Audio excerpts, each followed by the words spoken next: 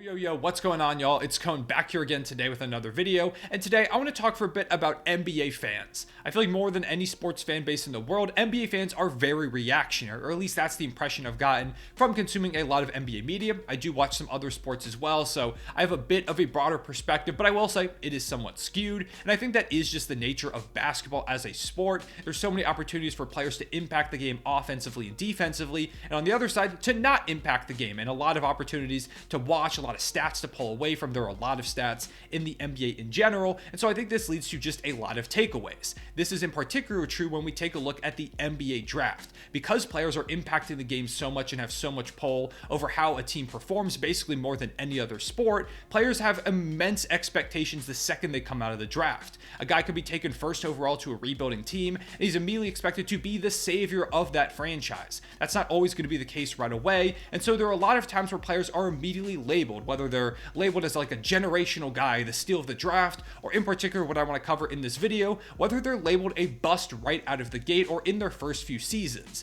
which at this point is kind of an epidemic in NBA circles. Players are so quickly labeled as bust, frauds, or that they're just not living up to expectations, which is completely subjective because my expectations for a player can be vastly different from yours are, or some talking head on ESPN, or some random dude on Twitter. They can be so far apart that how do we ever say a player has been disappointed? In today's video, I want to talk about this phenomenon of labeling NBA players in particular as busts, and talk about a couple of players that right now are being slandered by a lot of people for being busts or disappointments, when honestly that's just not the case. Make sure to leave a like and subscribe if you enjoy, hit that notification bell so you don't miss out on any of these videos, and let's go ahead and get right into it. As I said in the intro, I feel like more than ever people are quickly trying to label guys as busts coming out of the NBA draft, or even more so, they have unrealistic expectations of what players can be in their first, second, or even third seasons. It takes a lot of time to adjust to the NBA, whether you're coming from college or from overseas, the role that you play on a team, whether a team is a contender out of nowhere when you get drafted high overall, or say you're immediately given the keys to the franchise. There are so many different roles and contexts that you have to consider when you talk about young players and the positions that they're in to succeed.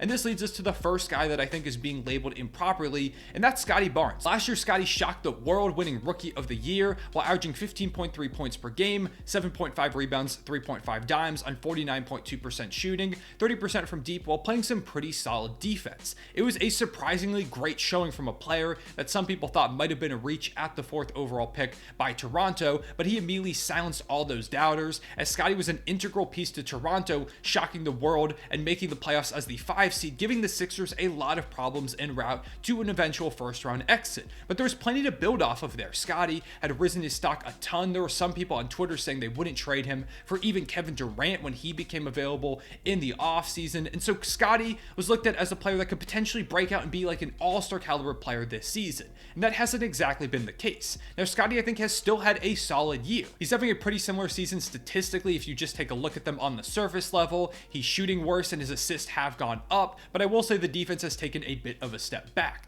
So expectations wise, for me as someone who thought he could maybe be an all-star caliber player, or at least they're on the fringe, yeah, I guess you could say it's a bit of a disappointment. However, that doesn't mean that Scottie Barnes is a bust or that he's lost all of his potential, that he's kind of stagnated. That's not the case whatsoever. While he hasn't quite met my very subjective expectations, I'm still very high on Scottie Barnes. What he's doing as a second-year player, as currently their 5th option, is still very, very impressive, especially when you consider the fact that he's being asked to play a completely different role from what he was last season. Nick Nurse is trying to use him more as a point forward, developing him as a point guard, a ball handler, and right now he's just not the best at that compared to some other great guards in the league. But he's developing. He's a very, very young player that has plenty of time to learn and grow in that role, and you can see it happening. Recently, over these past 3 games, he's found a ton of success. He's averaging 24.7 points per game, 8.7 rebounds, and 5 dimes, while shooting 54.3% from the field over that stretch. It seems like he's really finding his rhythm in this new role and developing a comfort level in the game that he has. That's something that you also have to see from first and second year players, is just have them kind of figure out their role. What is their niche in this league and what's going to give them the long-term success? As Scottie continues to learn this completely new role, his stats definitely might take a bit of a dip, but eventually it's going to be very valuable for him to have learned how to play make, handle the ball in certain situations, especially if he does become a star or even superstar caliber player. Being able to handle the ball and create for others is incredibly valuable, especially for Toronto if they see him as potentially their franchise player somewhere down the line. So while he is sacrificing a bit statistically, he's learning, he's growing, and he still is becoming a better player every single day. And that's something that people don't really notice when they take a look at the stats. You have to consider the context a lot with a guy like Scottie Barnes, who, yeah, sure, maybe he hasn't exactly lived up to the sophomore leap that many people thought he would take, but he's still having a pretty solid season and has a very bright future ahead of him. If not the second half of the season, the year is only halfway over. There's plenty of opportunity if Scottie keeps playing the way he has in these last few games for him to raise those statistics drastically and make a case for being one of the best sophomore players right now. Next, let's take a look at Evan Mobley, who right now is putting up pretty similar statistics to his rookie season as well. He's slightly down in points, his 3-point percentage has dropped, and he's getting a few more dimes to go with a few less blocks and steals. Now overall, this seems like a pretty solid season that you're getting from Mobley. But then you have guys like Kendrick Perkins who on TV are saying, where the hell is Evan Mobley? Why isn't he making more of an impact? I had these high expectations for him. I thought he was going to take this massive sophomore leap, and he hasn't done that. At least not statistically if you just look at it on the surface.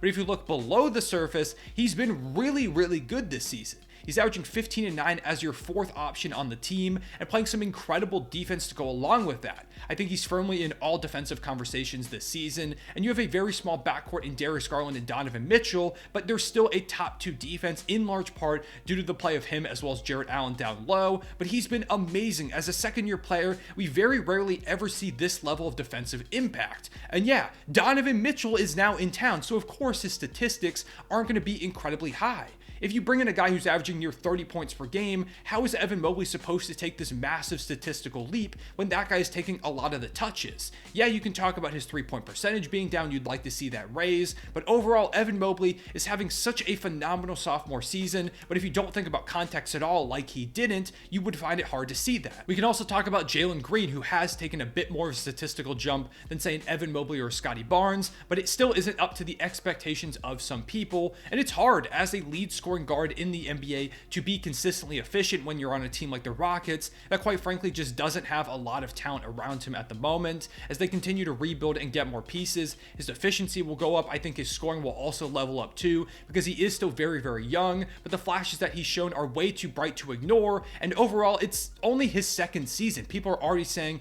he's a bust or that he can't be their franchise player because of things they've seen after what, like 100 games. This is also happening with rookies like Jabari Smith on that same Houston Rockets team, who's not being put in a great position to succeed. There's no high-level playmakers on the roster at the guard position, so he's currently forced to force up a lot of shots and play very outside of his game when he also is still one of the youngest players in the NBA at the moment. I think his shooting will rise drastically once they get a really good lead point guard, say like a Scoot Henderson potentially in this upcoming draft. There's also Chet Holmgren on my favorite team, and people are saying that he's a bust because he had one freak injury in the summer that probably won't happen again. So as you can see, this is a problem. There are so many young players in the league right now that are shining brightly, but because people have high expectations for them, they're looked at as busts or disappointments, despite them consistently adjusting to new roles and situations basically every offseason, especially when you take a look at the current NBA, where players are expected to do more than ever. Coaches are going to experiment and see what they can do with their games, and player movement is also ridiculous. Like I said with Evan Mobley,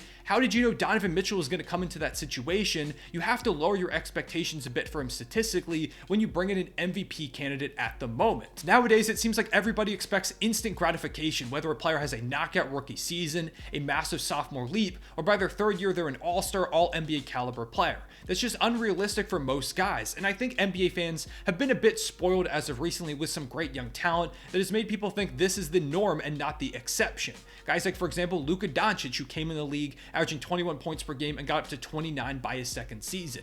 Trae Young averaged nearly 30 and 10 in his second year. Donovan Mitchell came into the league averaging over 20 points per game and brought the Jazz to the second round in his rookie year. Zion and Ja Morant were both stars right out of the gate, same with Anthony Edwards and LaMelo Ball. There have been so many players in the last 5-6 drafts that have been amazing. They've been stars, some of the best players in the league from day one. That's just not the norm. That is clearly an exception when we take a look at history. We can start with a guy in Jason Tatum who had pretty similar stats to Scottie Barnes in his rookie season, and in his sophomore year, he only jumped 1.8 points per game, yet now he's a superstar and an MVP candidate, averaging over 30 and playing some of the best perimeter defense in the league. I'm not saying Scottie's going to be Jason Tatum, but there's clear precedent that this is not the end-all be-all for Scottie Barnes and the player that he's going to be at the end of his career. Same thing with Jaylen Brown on that same Celtics team. He improved a lot year 1 to year 2, but he dropped in almost every category in his 3rd season because more talent came into the fold, as we can see once again with an Evan Mobley. To look back a little bit, Steph Curry didn't average 20 plus points per game until his 4th season in the NBA, and now he's looked at as one of the greatest scorers in not just the league now,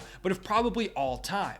Nikola Jokic might be a 3-time MVP at the end of this season, and he wasn't an All-Star until his 4th year in the league. You look at Steve Nash, who didn't make an All-Star game until he was 27 years old and won an MVP after like 10 years in the league. This is a lot more realistic for the way that superstar players are born and developed. It takes time. Guys have to have their skills honed and figure out exactly how they're going to succeed in the NBA, the best basketball league in the world. Not everybody could be like a Luka Doncic right out of the gate, a LeBron James who can be the savior of a franchise right away. It's just not realistic to expect that. Yet for some reason, NBA fans, because they want to see their young players as the best of the best in the league, want to say right away, this guy's going to be a franchise player. And if they don't live up to their expectations, they're like, oh, he's a bust or a fraud, or he's not actually going to ever be that good. That's not realistic to say. It feels very reactionary. And this has become so normal in current NBA spheres. Everybody, like I said, wants to label guys immediately as a bust or as a massive steal in the draft. There's basically no in-between for most players.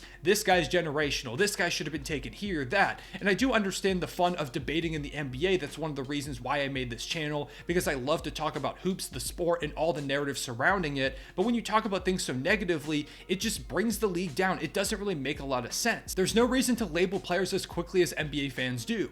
Give guys time, let them develop, and you don't have to have a take on everything right away. You don't have to immediately say, this guy's a bust or this guy was a great draft pick. We really don't know for basically anybody until say like 5-6 years down the line. It's going to take time with young players. Don't think that everybody is going to be the superstar right out of the gate. That's just not realistic. So that's my rant on the topic. I appreciate y'all watching. Make sure to leave a like and subscribe if you enjoy, and hit that notification bell so you don't miss out on any of these videos. Go ahead and comment down below your thoughts on this topic. As always, I'd love to hear what y'all have to say. Appreciate y'all watching. I'll see y'all later. Real one, say it back.